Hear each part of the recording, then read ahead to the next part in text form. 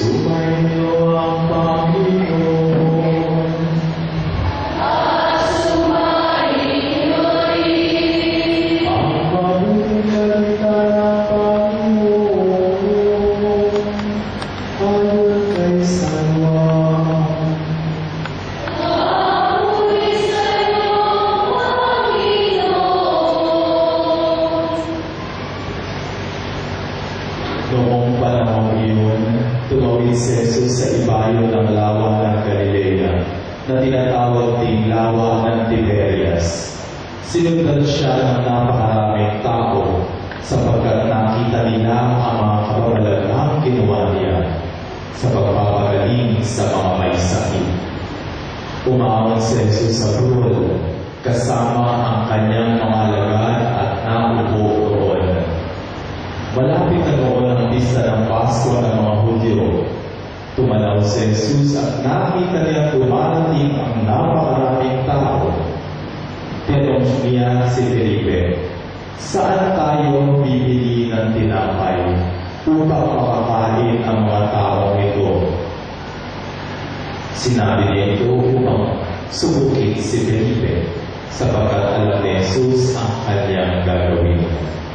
Sumagot si Felipe, "Kahit na po halagang 200 denaryong tinapay ang bilhin, ay di sasapat para makakain ng tigkakaunti ang mga tao."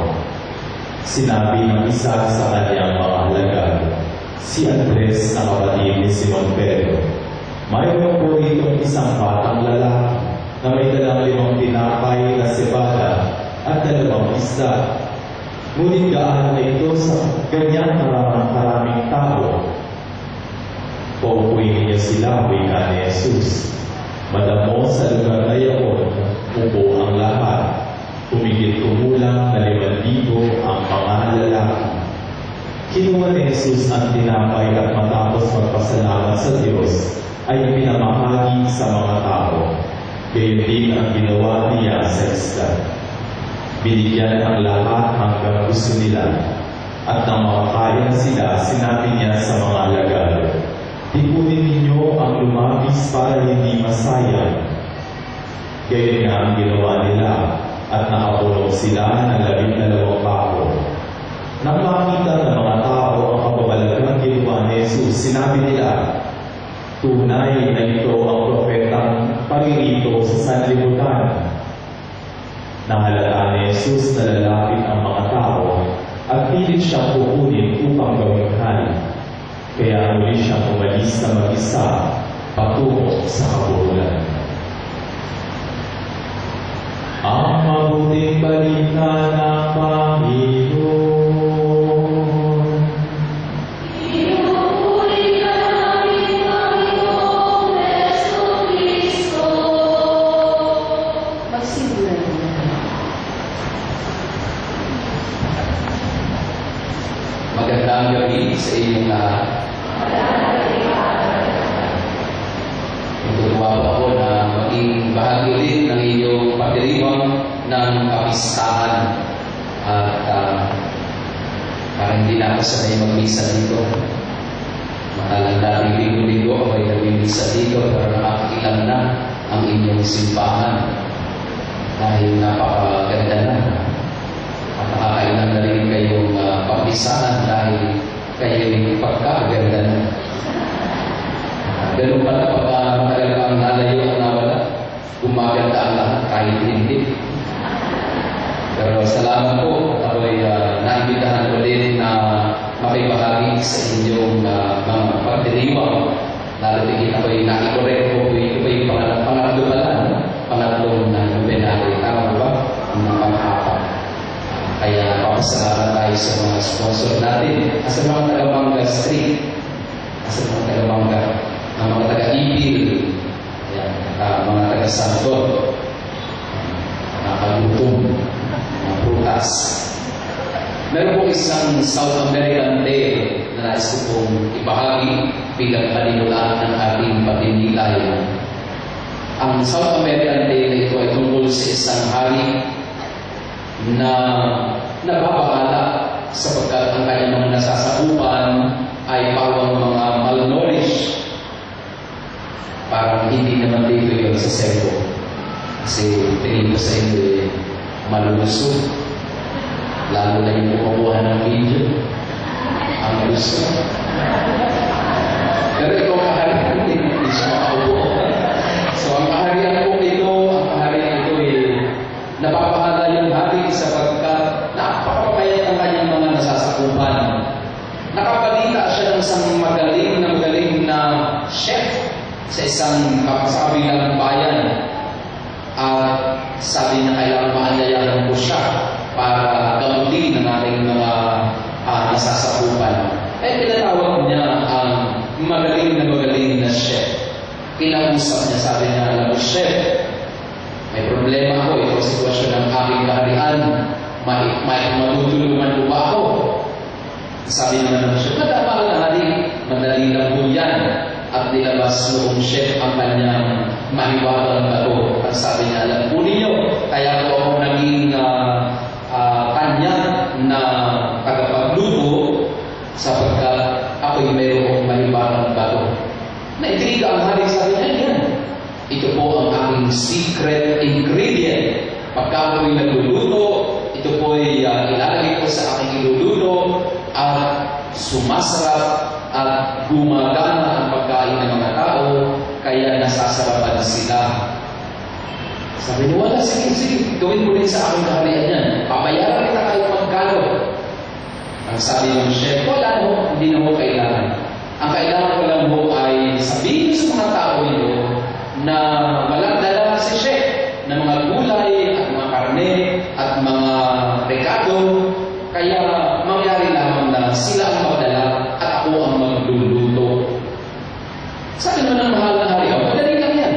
Pinatawag niya ngayon ang lahat ng kanyang mga nasasakupan. Ang sabi niya, meron napakagaling na chef po dito, pero wala ko siyang dalang mga gamit at mga gulay at mga rekado, kaya tayo ang magdadala para siya ang magluto.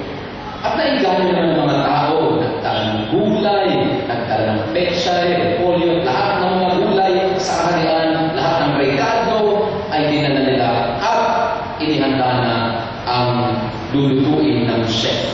Pinagsama-sama niya ang lahat ng mga gulay na ito, mga rekado na ito, sangkap na ito, at sa kadululuhan ang sabi ng chef sa harapan ng mga tao, eto na po ang mahiwagang bato. Pag inihulog ko na po ito, sasarap po ang pagkain natin. At inihulog ang bato, inalo-halo, at nang maluto, ibinahagi sa lahat. Ang sarap ang mga tao. Sabi niya, napakahusay ng inyong niluto at talagang kami po'y nabusog at salamat na marami. At mula noon ay dinanaman muli na kumain ng mga tao. Ang sabi ng mahal na hari, chef, ang husay mo. Ano bang ginawa ng mahiwagang bato na yan? Ibigay mo sa akin yan, o kaya bahagin mo kami yan para hindi na magutom ulit ang aming mga nasasakupan. Sabi niya, mahal na hari, atin-atin lang ito. Iba ko lang mo talaga yun, napulot ko lang sa daan mo. Wala naman ako nagawa ko yun.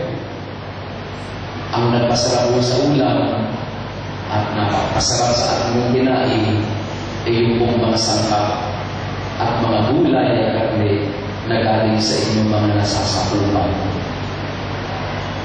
Nung inihain nila ito at pinagsama-sama natin, kahit sino mong siya, kaya magluto kung lahat ng rekado ay nariyan. Wala mo sa bato ang sarap sapagkat pakulang yun, walang lasa yun. Ang nagmasarap doon, ang iyong nasasakupan ay naghandog ng kanilang munting makayanan para mapakain at mabusog ang lahat. Ito ang tema ng ating dalawang pagbasa ngayon. Ang una at ang Ebanghelyo.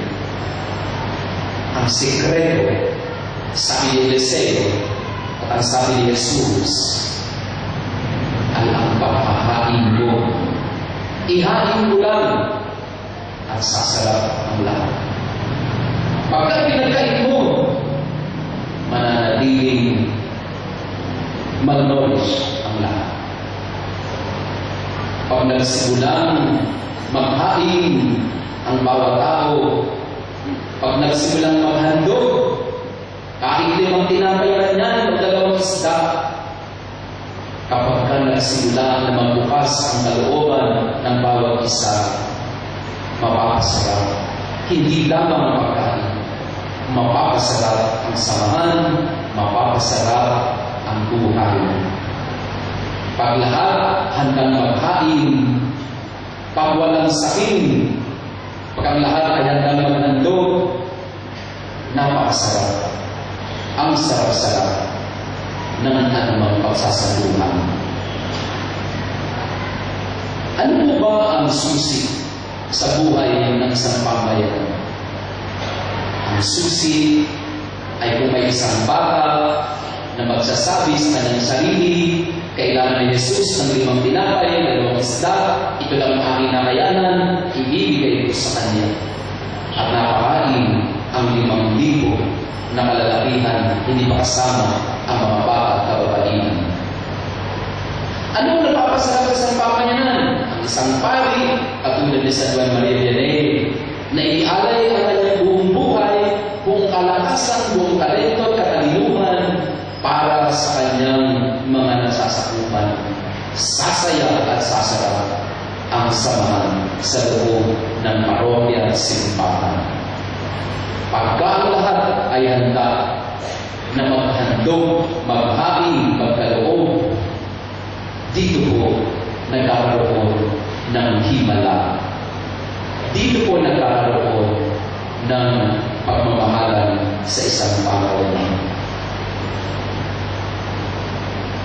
Ako po'y nanistilo sa isang parokya na kahilera ng J. Rizal sa Holy Cross. Pagkaya ninyo, magpipiesta na rin kami sa Setyembre 14. At inaanyayahan ko ngayon pa lang na kayo ay dumalo sa aming church dedication sa September 5. Dahil pakalipas ng 30 taon, aming itatalaga ang aming simbahan. At ipagmamalaki ko din po sa inyo na aming pong parokya, ang tanging parokya na may napakalaking electric fan. Hindi ako nabibiro, ang aming electric fan ay kasing laki ng helicopter. Ang LC ng helicopter. Hindi ako nabibiro. Kung gusto po ninyo makakita ng electric fan na pagkalaki-laki, pumunta po kayo sa aming parokya. Pero huwag mo kakalimutan ang sovereignty. Kasi yun ang ipapabayan namin sa electric fan na inutang namin. Ako po'y naghahanap ng mga donors at nakatutuwa po na sa aming pong parokya, katulad ng inyong parokya, ay natutupa rin ang mga panel.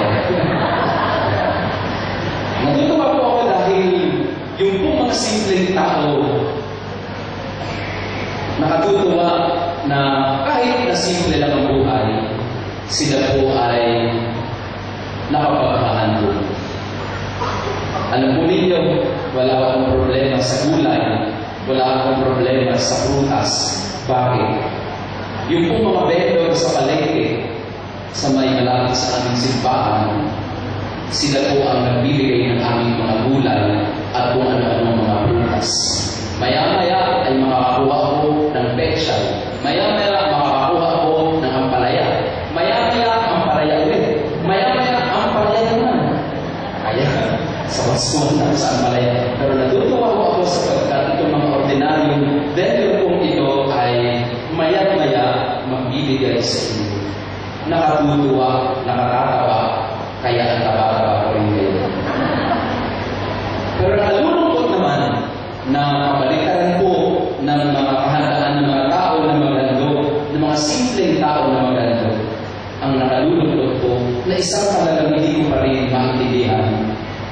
Yung isa sa aming pinakamayamang parishioner, may-ari ito ng parmasya pinakamalaking pharmacy sa aming kapaligiran. Napakalaki ng kanyang pharmacy. Siya ho ay kumikita ng malaki. At nung unang hindi ko po sa kanya, dahil sabi ko sa mga parishioner, siya yata ang pinakamayaman sa atin, kaya magandang lapitan natin. Dinapitan ko nga po para bumili ng tulong sa aming malaking electric fan. At nang binigay ko sa kanya ang letter, hindi niya ko kami pinatuloy. At ang sabi doon sa tulong sa kasambahay, wala daw po siyang pang-merienda po sa iyo. Sabi ko, hindi mo kami mag-merienda, tapos kami mag-merienda ng kamote. Binigay ko lang po itong sulat. At binigay ko namin yung sulat doon sa kasambahay. Dahil ayaw humarap nung po isa sa pinakamayaman sa aming parokyo. Binalik naman mo ang sobre. At tuwang-tuwa ako sa pagkatay salamat. At talagang siguro nababawag sa akin napakagandang sulat. At sinipat-sipat ko yung kanyang envelope. Tuwang-tuwa ako sa pagkat, manipis. Ibig sabihin, cheque ito. Manipis. Kasi ang kadalasan natatanggap ko ay tumataginting na mga karya. Pero ito walang tulong. Manipis. Panigurado, cheque. Pinusang ko, 20 pesos. Hindi naman po ako naghahanap. Hindi naman po ako mukhang pera. Pero sa loob ko, ang simpleng magugulay, araw-araw na nakakapagbigay, ang isang milyonaryo, 20 pesos lang ang maibigay. Hindi mo dahil sa ako'y naghahanap. Hindi dahil sa ako'y mukhang pera. Kung hindi dito ko nakita na patunayan na ang kayamanan pala ay wala sa bulsa. Ang kayamanan pala ay sa kabuhasan ng puso, sa kahandaan ng magkain, sa kahandaan ng maghandog. 5 tinapay, 2 isda. Yun lang ang kailangan ng Panginoon para maparami niya ang kanyang biyaya para sa lahat. Mga kapatid, hindi naman po tayo nagbibilang. Subalit, sana yung sa puso natin, usisain natin mabuti, ako po ba'y mapagbigay, mapaghain, mapaghandog? O ako po ba'y marawat sa akin, magsarili? Sapagkat dito tayo susukatin, pagdating ng panahon, dito tayo susukatin ng Panginoon. Hindi niya tatanungin, magkano ba ang pera mo sa bangko at sa bulsa? Magkano ba ang naipon mo at gaano ba kalaki ang bahay mo? Hindi po. Ang itatanong sa atin ng Panginoon sa kadululuhan ng lahat ay, nagpainom ka ba ng nalubuhan? Nagpakain ka ba ng naluluto? Dinamtan mo ba ang isang walang damit? Dinalaw mo ba ang isang may karamdaman? Sa madaling salita, susukatin tayo sa ating kahandaan na maghain, maghandog, magmahal.